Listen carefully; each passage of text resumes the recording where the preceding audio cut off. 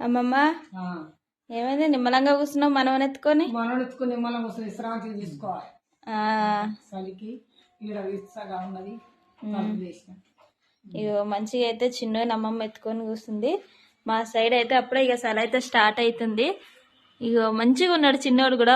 అమ్మో కుల్ల పెట్టుకున్నావా నువ్వు కూడా? అబ్బో ఎట్లా నవ్వుతుంది చూసిరా ఫ్రెండ్స్. అబ్బా అబ్బా